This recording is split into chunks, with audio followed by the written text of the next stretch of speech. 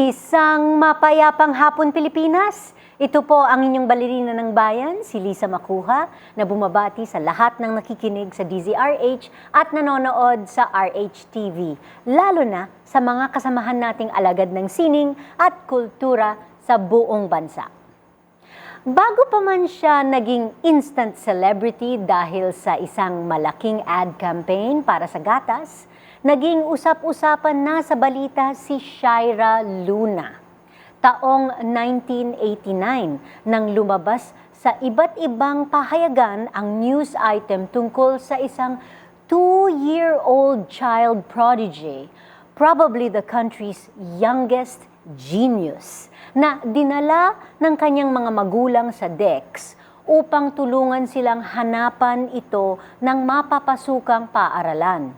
Sa edad na ito, ang batang si Shaira ay nagtataglay ng IQ ng isang 12 to 15-year-old at mayroon na ang malawak na kaalaman sa agham, nakapagmemorya na ng 40 nursery rhymes, marunong ng magbasa at magsulat, magtugtog ng piano at violin, kumilala sa watawat ng iba't ibang bansa at magpinta. Kaya't bago pa man tumungtong ng kinder, pinasok na sa grade 6 ang child genius na ito. Fast forward, exactly 30 years later, si Shaira Luna ngayon ay isa sa mga itinuturing na pinakamahusay na Filipina photographers sa kasalukuyan.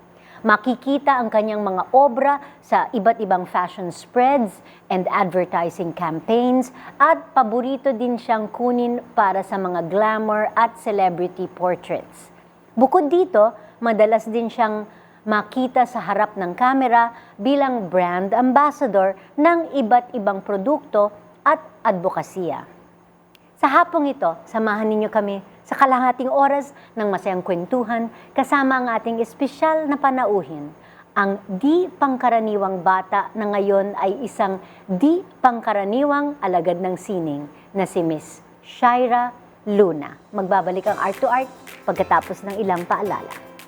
Isinilang noong September 30, 1986. Unang nakilala si Shaira Luna bilang isa sa mga gifted children na itinampok ng isang malaking infant milk advertising campaign noong dekada 90. Isang taong gulang pa lamang si Shaira nang matutong magbasa at magsulat. Sa edad na 2, malawak na ang kanyang kaalaman sa siyensya bukod pa sa pagtugtog ng iba't ibang instrumento tulad ng piano at violin at pagpipinta. Natuklasan na sa murang edad na ito, ang IQ ni Shaira ay kapantay ng isang grade 6 student kung kaya't na-accelerate siya kaagad sa ika-6 na baitang ng elementarya. 13 anyos lamang si Shaira nang tumuntong sa kolehiyo sa De La Salle University kung saan kumuha siya ng kurso sa biology. Dito rin nagsimula ang interest niya sa photography at noong 2006, nagpasya siyang iwan ng pag-aaral upang maging isang full-time photographer. Sa kasalukuyan, si Shaira ay isang matagumpay na fashion at advertising photographer na kilala para sa kanyang mga malikhaing commercial at celebrity work. Noong nakaraang Setyembre, inilunsad sa 2018 Manila International Book Fair ang kanyang unang photo book, ang Playing Long After Us, na napabilang sa Best Books of 2018 ng CNN Philippines. Isang mainit na pagbati ang hatid ng Arts to Arts sa tanyag na photographer na si Shaira Luna. Magandang hapon, Shaira, and welcome to Art to Art. Magandang hapon. Thank you for having me. Ang sayo naman dito. Napaka-familiar ng mukha mo. Ay, hindi kasi nagbago yung bangs ko, yung mata ko, ganun pa rin kalaki yung eye bags. Ganun na ganun pa rin. Okay. So, Shaira, despite the fact na you've created, of course, for yourself a very successful career in photography, well, over a decade ka ng photographer, no? Para sa, syempre, sa mga Gen X katulad ko, the name Shaira Luna immediately translates to gifted child. Marami pa bang mga nakakaalala nito? Naku, madami pa, lalo na sa probinsya, tsaka lalo na yung mga nakakatanda sa akin. So, pag dumadaan ako, bubulong nila yung linya ko sa commercial, tapos magtataka yung mga anak nila, kilala mo yun, Mami? Photographer yan ni ganito. So, magkaiba yung level of recognition, depende sa tao. Nakakatuwa. Dati nahihiya pa ako, pero ngayon parang nakakatuwa na lang. Oo. Sayang nga wala ako dun sa session yung you photographed Ballet Manila, That was no? so much For fun. SM Oo. woman. Because I really like watching, even on YouTube lang, manunood ako ng mga sumasayaw, very random things. So when I get to shoot artists, or even mga theater actors, mga painters, nakakatuwa lang. Gustong-gusto ko yun. Pero did you ever dance? Well, No. well, because my mom used to dance, and may I just say she was such a fan. I just have to say that. So she enrolled me in ballet, but I think I found it a little too parang graceful. Medyo magalaw. So nag-gymnastics na lang ako. Nag-gymnastics ka. Duwag. So hindi ko rin natuloy. Well, aside of course from playing the violin and playing the piano, and at the age of 2, you could recite 41 nursery rhymes, name all the planets, name all the countries in the world, play different musical instruments, classify insects, and paint in oil. Okay. Ano bang hindi mo nagagawa nun at the age Madami. of 2? Matulog. I didn't like sleeping. Sabi ng nanay ko. Parang matutulog lang daw ako mga 2 hours. Tapos, lagi ko daw gusto magbasa. Parang I never wanted to be idle daw. Okay, Yan ang so kwento was sa that akin. your learning process? You were really like focused on learning even more and more and more? Hindi ka nakakatulog? I think the way my mom did it, yung learning for us, ginawa niyang playtime. So, imbis na laruan, mga periodic table, mga model ng human body. So, 2 years old ka, ang linalaro mo periodic table. Oo, tapos minsan ayoko maniwala, kaso may mga pictures as evidence. So, parang sige na nga, totoo pala yun. Okay. Yun. It was playtime. What did your mom say? Napansin lang nila na you were developing at you were learning everything really fast, or? Oo, I don't think she meant for me to become like that. Bored lang siya kasi she stopped dentistry school to focus on me. So, bored siya. She just kept teaching me, and then she didn't realize na I was absorbing everything pala. Tapos doon na siya natakot kasi, hala, bakit ganito yung ano ko? So, doon siya. So, natakot siya? Natakot siya. It was more of kaba kasi baka parang hindi to normal masyado. Bakit lahat ng sinasabi niya, nauulit ko daw. Yun, kaya niya ako dinala sa Department of Education dati. More out of like, ano ba to? Paano ba to? Ano ba to? Problema ata to. Yeah. So it was your mom was your first teacher. My mom was my first And teacher. that was how you accumulated all your skills and knowledge. Oo, magaling at that talaga na age. teacher yung mom ko. I don't think she realized it at that time. Pero lahat ng materials, lahat ng libro, napakasipag niya talaga. As in, tinutukan niya ako when I was younger. So hanggang ngayon, yung discipline, parang andun pa rin eh. Hindi ako mapirme. I always have to keep doing something or thinking of things. Okay. So looking back, nahirapan ka bang mag-adjust sa paligid mo? Growing up as a gifted child, did you have any friends your age? Nakapaglaro ka ba ng normal did you have a normal childhood? Bahay lang talaga. Hindi kami masyado pinapayagan lumabas. I have a younger brother who's 4 years younger. Bahay lang kami. We had a small library. So, magbabasa lang. Pupunta sa museums. So, kahit pupunta kami sa ibang bansa, museums pa rin.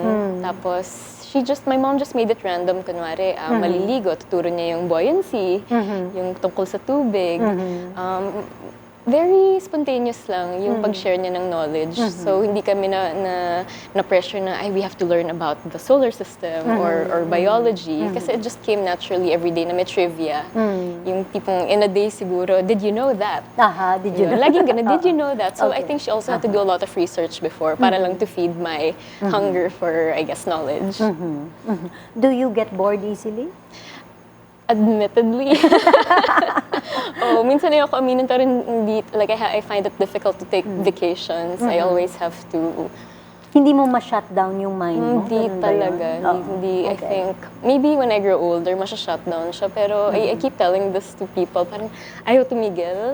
Which is, I think, a good thing naman. Hindi naman ako na-burn out. Pero para siyang umiikot na umiikot.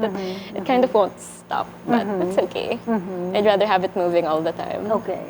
Okay. So, are you the type na you can multitask and, listen to an audiobook while reading another book? I think so, but I can't text and talk. Okay. Millennial problems. Ay, millennial pa ba ako? Basta if I'm texting, I can't hold on, wait, I can't divide my head. Ganon. Okay. But adjusting, nahirapan ako kasi kulob lang kami sa bahay. So, very shy. Talaga ako, hindi So, ako marunong mag-interact. you would consider yourself an introvert? Oo.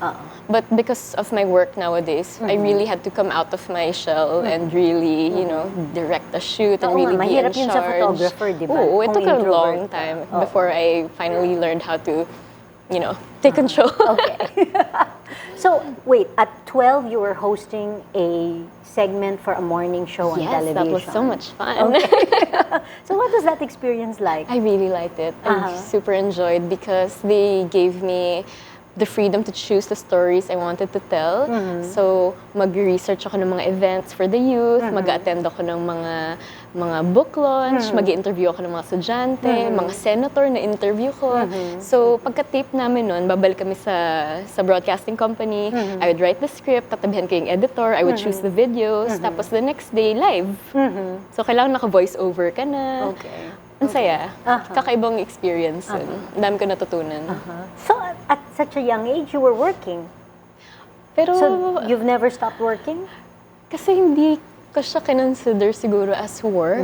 Parang, uy, bagong something to do. It's always something to do lang instead of really working. Okay. Ang saya. I learned to interact with people. I think yung pinaka-valuable dun na tuto akong mag-communicate. Kasi hindi lang puro libro. Ngayon may kausap ako. Yeah. I listen this time. Yeah. So, again, for someone shy, that must have been hard. So, did you go to mahirap. regular school? Yes, I did go to regular school, but I had to advance a few years. Kasi daw, ang kwento lang sa akin, kwento lang. So I'm not sure kung, I mean, I'm sure it's true, but I would always finish though the textbooks. So by the start of the semester, wala na akong gagawin. Okay. So I had to go up a level. Kasi parang I would just answer them on my own. I don't know who that person is. Okay. So, hindi ka ba naging biktima ng bullying or, hindi ba nainggit sa'yo mga kaklase mo? Hindi ko naman siguro naramdaman when I was younger. Kasi nga, I just kept to myself. So if they were saying anything, hindi ko alam. Kasi nga, mag-isa lang talaga ako. If I had friends over, usually slumber party, sa bahay lang. Like, everything had to come to me. I wasn't allowed to, go with my friends masyado. Kasi nga, bata ko pa. Bullying? Siguro nung college, because I looked really different. I didn't know how to act around people who were 4 years older than me in a bigger setting. Kasi university is so much different from high school. So, ayun, parang naging mahiyain ako ulit. I was just kind of a loner nung college. Kasi iba-ibang tao makakasalumuhan mo, hindi naman lahat yan positive, hindi naman lahat yan supportive. So, yun, mahabang learning process yun na tipong, don't listen to what they're saying. Basta ikaw, chill ka lang. Okay. Darating din yan. Okay. Okay, you mentioned earlier na of course, nare-recognize ka, no?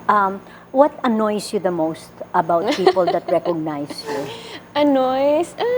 Hindi naman siguro annoy, pero madalas kasi they expect you to know everything. Or lalo na sa school, gusto nila, or nagtataka sila bakit hindi mo perfect yung mga exam, mga ganun. Pero in terms of being recognized, nakakatawa siya. Mas nakakaaliw. Kasi they would recite my lines, they would imitate me in the commercial na, sa commercial kasi umiikot kami. So minsan, may mga kasalubong ka, ikot din sila. So ginagaya nila yung commercial. Pero annoys, hindi na ngayon. So, how many nursery rhymes ngayon ang mare-recite mo? 2? Twinkle, twinkle, tsaka ano pa ba? Baba. Wala, hindi ko na alam. Wait, so have you been able to retain all of these skills na nagagawa mo nung 2 years old ka? I don't think so. I think iba na yung mundo ko, iba na yung mga Do you still nakasalamuha ko. The funny thing is, when I try to revisit things I used to do, minsan bumabalik. So, natatakot ako actually na balikan. Kasi Bakit? baka yung focus ko, baka mapunta na naman doon. When I try to paint, minsan lumalabas. Pero siguro yung instruments hindi ko na yun mababalikan. Kasi your bones aren't the same, your muscles aren't the same. So, okay lang. It was a good chapter. Yeah. Okay. So when did you discover your love for photography? Well, I think I want to trace it back because my mom always took photos mula I was born until basta everyday yun. 1 year and 6 months and 1 day, 1 year and 6 months and day 2, ganun. So she really used to document and I hated it. I really used to despise it whenever Being the subject. Being the subject because she okay. wouldn't stop. Kasi yung camera talagang walang tigil. I don't even know how much film was before, pero ang gastos niya sa film. Papadevelop siya and then you get new film. Di ba when you have stuff developed? Yes, So picture na naman siya. So I didn't want anything to do with the camera at all. And then I just started shooting because I used to watch bands when I was in college. And gusto ko lang ma-record yun, like a diary, but I didn't want to write. So I just wanted to take pictures. Hobby lang. I just wanted to record it as a memory, not even as photography as a hobby. No. Okay. Okay. I see. Okay, well, marami pa po tayong pag-uusapan kasama ang fashion and advertising photographer na si Shaira Luna. Dito pa rin sa Art to Art. Magbabalik po kami pagkatapos ng ilang paalala. Programang hatid ay sining at kulturang para sa lahat. Magbabalik ang Art to Art. Schedule ng mga inaabangang konsyerto. Update sa mga magagandang panoorin sa mga tanghalan at teatro. Narito na ang Art to Art Calendar.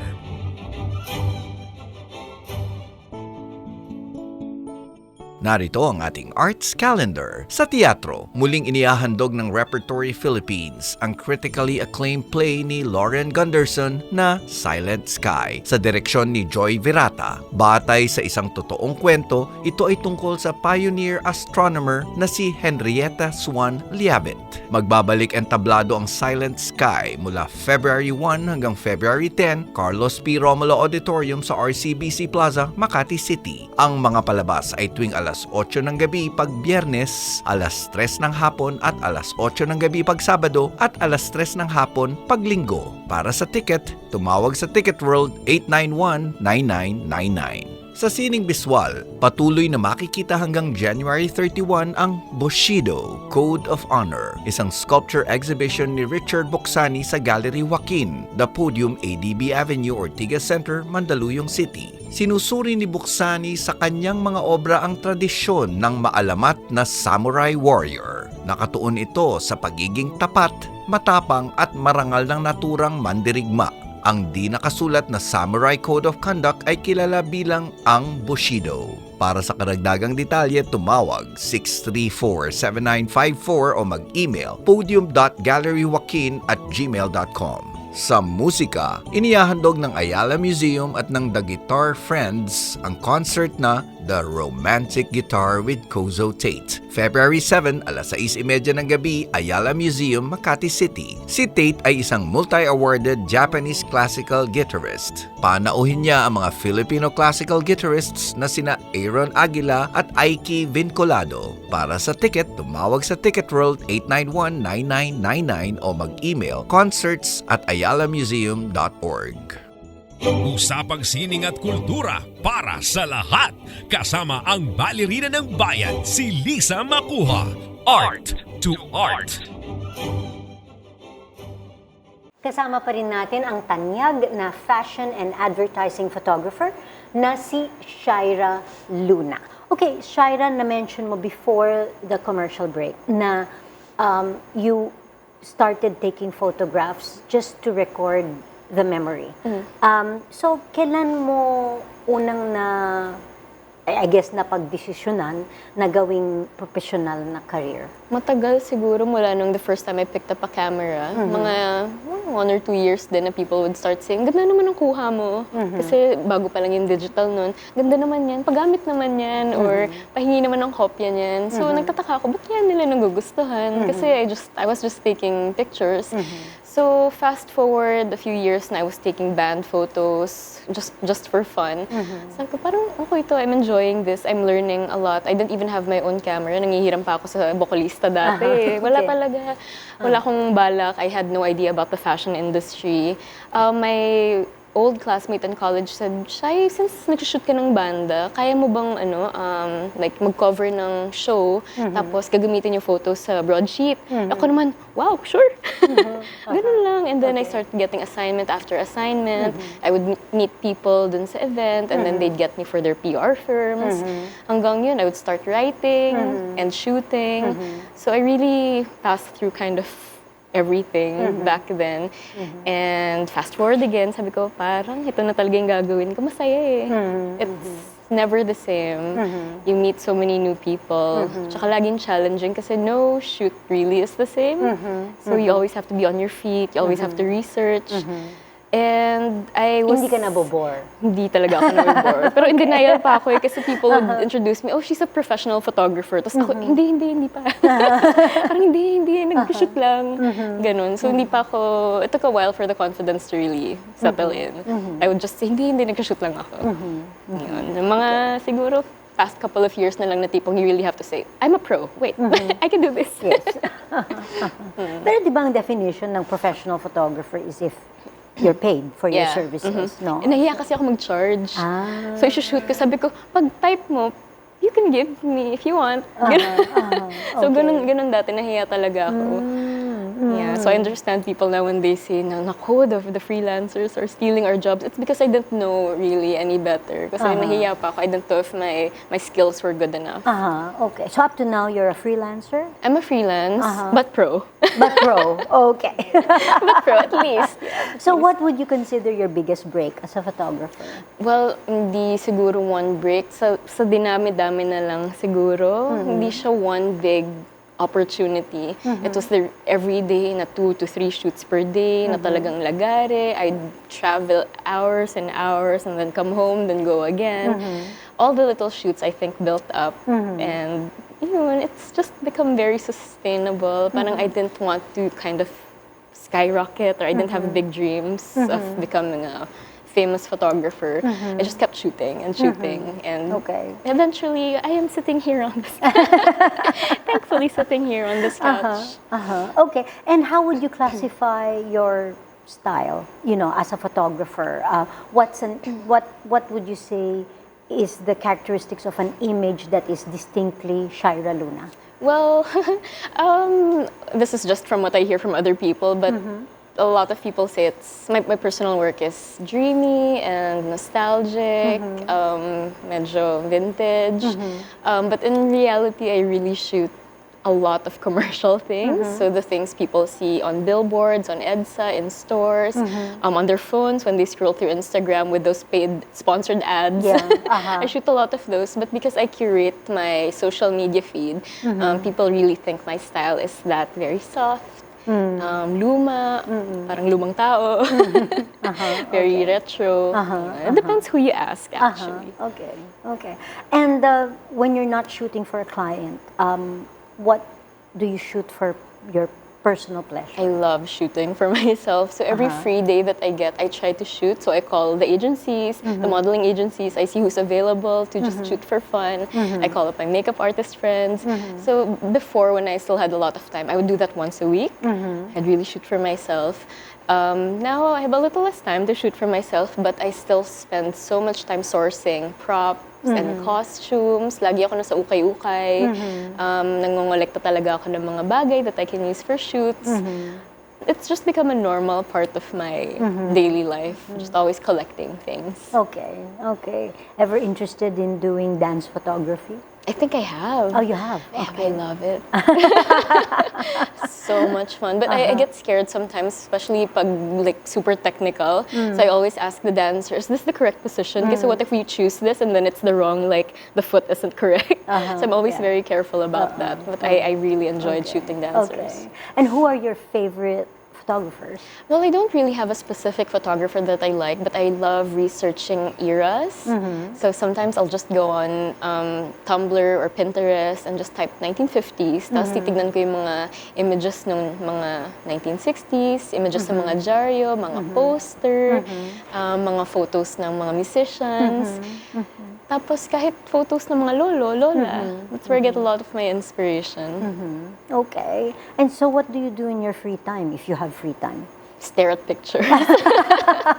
Hindi talaga, hindi talaga tumitigil. Hindi talaga tumitigil. If I'm not staring at pictures, I'm staring at my clothes, my ukay-ukay. Just wondering what to shoot Ukay-ukay next. collection. Hindi talaga tumitigil. Okay. And from your travels, ano yung masasabi mong most photographed countries na hindi ka nagsasawang balik-balikan? I really enjoyed London. I think kasi mula nung bata ako, my lola loved everything from the UK. As may boyfriend pa siya na British. Okay. So she had photos doon sa UK, and then she would have these tin cans from London. She had books of Lady Di. So everything I really liked or was influenced by, even music and fashion, doon talaga. So when I went to London, sabi ko, wow, this looks familiar. Okay. Doon ako nag-enjoy talaga. Okay. Well, tell us about your book. Playing Long After Us. Yeah, well, it's a little tiny book. I was super hesitant to do one at first because I never considered my work to be like okay enough to be on like on paper. I just release them into the internet and that's it. Okay. But I don't know. I guess it's because they allowed me to make it like a photo album. So it's basically just what I was influenced by, and that's how the layout came out. It looks like a scrapbook. So it's 5 different love stories set across 5 decades. So from the 50s to the 60s, all the way until the 90s. Tapos all the clothes are mine. I did a lot of the set design also. Everything. Okay. Even the text is yours. The text. So I shot the stories first, and then I forwarded them to the writers because we have 2 writers on board with this. Sabi ko kasi ayoko I'm not a good writer. I can take good photographs, but I think to make it more accessible, we had writers do the captions just to give a little guide. And I'm so happy because they look like handwriting, and they look like memories talaga. And it looks very much like your lola's photo album. And then we decided on the title, Playing Long After Us. Kasi yung mga LP, di ba, long playing yung tawag doon. I wanted to call it an album, pero baka ang weird naman. Shaira's album. Ayan. So I think I like this title a lot. It's just a play on words. Okay, and where can we find your book? It's available in most major bookstores nationwide. Even convenience stores sometimes will have it. Okay. Yeah, they just need to ask the counter where Okay, it so is. Playing Long After Us by Shaira published by Luna. Summit Books. I'm so happy. Published by Summit. Okay. Well, as they say, a photograph, a picture can say 1,000 words. Yeah. I'm so glad I did it. And also, I was super honored because Sarge Lacuesta, the award-winning Sarge Lacuesta, did the foreword and the introduction. So, yes. So, Shaira, after everything you've done in your very short life, meron ka pa bang gustong matutunan at this point? Matutunan. Madami. I'm always wondering about things, how they do things. Sometimes when I watch movies, I'm always wondering how they did certain scenes or what their clothes feel like. I love perfumery. I love costume design. And I would love to go on set of a movie someday and just watch. I don't know. I've never really planned things. Parang I just take each day as it comes and daydream. But you're still, the focus of your interest is really design and visual. I think. I mean, my eyes are so big. I'm pretty sure there's a reason they're this big. I think I'm just always looking at things. Okay. And, ano naman ang maipapayo mo sa mga gifted children na nakikinig sa atin ngayon? And even the parents of gifted children. Well, ang hirap kasing to really give a certain rule book for gifted children because we all grew up with different people, we have different parents. Siguro, breathe. Because for a long time I just felt like I was holding my breath. So inhale, exhale. Okay. That's the first thing. Eat your vegetables. Okay. And, try to shut your ears once in a while. Because as, I guess, a gifted child, you're going to hear so many different opinions and so many different people telling you what to do, what not to do. Just think to yourself sometimes and daydream. Not everything is in books. Sometimes it has to be somewhere here, even if it goes a little like that. That's okay. Oh, okay. And I think you have an event coming up on February 3? Yes, I'm a little nervous, but I'm going to be speaking at Photo World Asia on February 3. They have a Facebook page, and everyone can go there to check. Photo World Asia. Yeah, so you're going to be speaking. It's one of the biggest photography conventions, I think. Yeah. Why are you nervous? Well, it's because I always speak to students. I speak in schools, maybe to hobbyists sometimes, but this is an actual, legitimate, adult photography convention. So I don't know. I mean, I think I'm just gonna end up telling my story like this. Okay. Yeah. Well, it was such a pleasure to have Thank you. In Art to Art, and I Thank hope you so we much. can work together someday. Definitely. Maybe. Thank you. An honor. Hanggang sa susunod na linggo, samahan ninyo kami ulit dito sa Art to Art, kung saan ang usapang sining at kultura ay para sa lahat. Ito po ang inyong balerina ng bayan, Lisa Macuja, nagpupugay sa artistang Pilipino.